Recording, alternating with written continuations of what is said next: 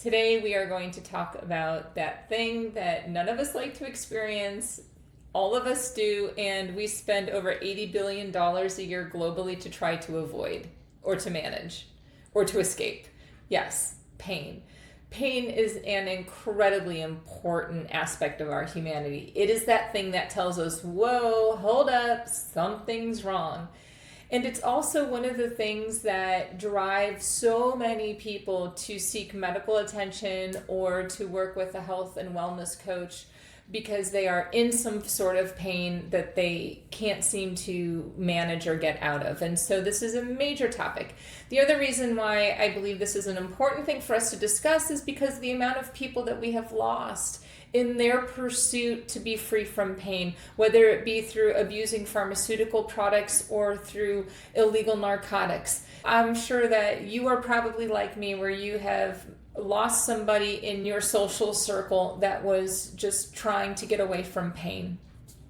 So I'm using my girl Lindsay's infographics. She does a great job putting some of these things into a visual form. We're just going to kind of walk through this and learn a little bit about pain and hopefully be able to help you guys manage and be free from that. This particular topic is the difference between acute and chronic pain.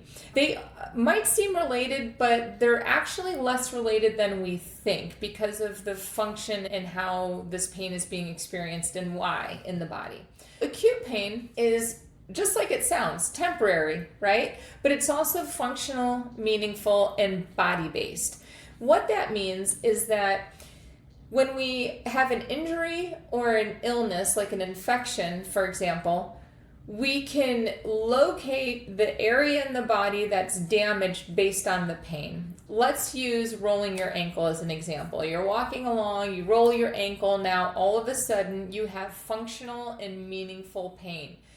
Being that the body is telling you, hey, there's damage to that joint, and so if you put any more pressure on that, it's going to be even more damaged. Be very careful here. It's meaningful and functional also in that pain is triggering the brain to send resources to that area to increase the healing response. So the pain has a purpose. And it's also very body-based, right? You can locate it in the body. I'm having pain here, and it's because I hurt myself. Chronic pain is different in that it lasts longer because it's not happening necessarily in the body like acute pain is. Chronic pain is really happening in the brain. It's neurologically different than the kind of pain that we experience when we have a physical injury or infection or illness. So we can sort of think of chronic pain as being like the echo of acute pain in a sensitized brain. What's a sensitized brain? Glad you asked. A sensitized brain is a brain that had to process so much stimuli that it gets to a point where now it's like, I can't handle any more. I'm going to now be hyper vigilant, notice every single little thing that's happening in the body and react. This can happen when we are going through times of stress and trauma, where all of a sudden now we're asking our brain and our nervous system to just be on hyper alert and give us every single signal that something is happening so that we can protect ourselves. We often see this in people that have touch aversion, where in an unsensitized brain or a non-sensitized brain, you can go like this on my arm with your hand and it feels good. I don't have any pain. When the brain is sensitized, even this is sending so many signals to the brain that the brain interprets this as harmful or hurtful or painful. So people with a sensitized brain are having a visceral physical reaction to stimuli, whether it be on the outside or on the inside, that doesn't match the severity of what they're experiencing. One of the things that we also need to understand is that pain signals actually originate in the same part of the brain as our emotions, back here in the limbic system. This is why when we're going through times of stress and anxiety, we might be feeling some very powerful emotions. We will often experience an increase in our pain levels, or we'll be able to manage pain less when we're going through times of difficulties and stress. Now, what's happening biochemically is important to know. As we start to be curious about our body sensations and curious about the pain that we're experiencing, we'll have knowledge to go along with our experience. So biochemically, inflammation occurs when our fight, flight, and freeze response is activated. Now, those are just 3 of the ways that we cope with a threat in our environment. They are our coping mechanisms. And so when we are in this window of tolerance, and some of you might have missed my window of tolerance video, I'll post it in the comment section so you can go back. But very basically speaking, the window of tolerance is this zone that we thrive in where, okay, we are being able to accumulate and moderate stress on a daily basis. And as the stress comes in, we deal with it, we handle it, we manage it, it goes out. And so we can handle the things that happen on a daily basis without getting into a panic state or a stress response.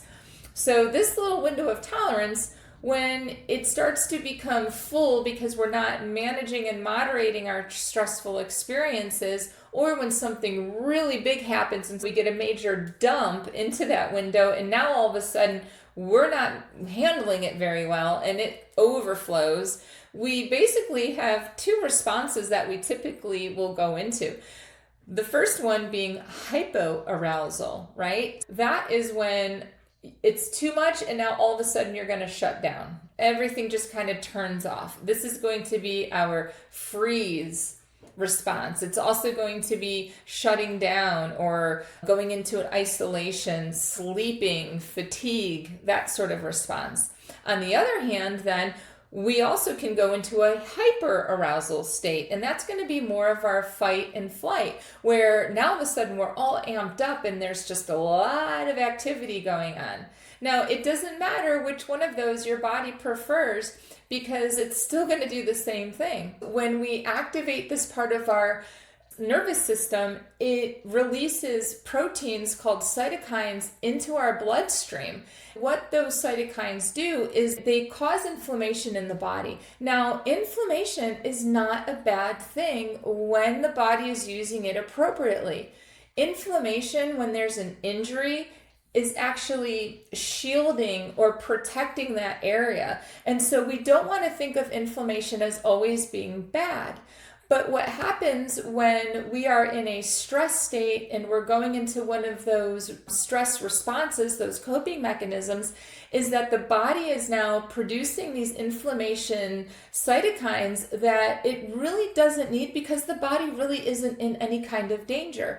And as that is accumulating and constantly being released, we're experiencing inflammation and pain in the body that then pharmaceutical products like anti-inflammatories, they just aren't going to touch that kind of pain. One of the main things that we need to start to really look for when we're dealing with chronic pain is the brain safe? Does the brain feel like it can rest and turn off because it's in a safe environment and it's not going to be harmed? When somebody comes, for example, to the clinic with a chronic pain issue, of course, we always look at what's going on physically.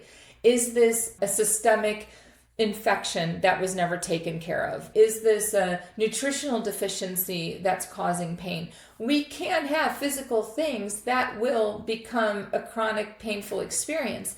However, even when we find a physical reason for chronic pain, it's almost always accompanied with the brain being sensitized and not being able to just relax and feel safe and be at rest. So we always want to look at both of those things. I hope this video has helped you. We're going to do 2 more. And I just want to encourage you that if you or somebody that you love is dealing with chronic pain, there are solutions. And if you need any kind of help in this area, please reach out. I'd love to connect with you. Hope you guys are having a great day. Take care.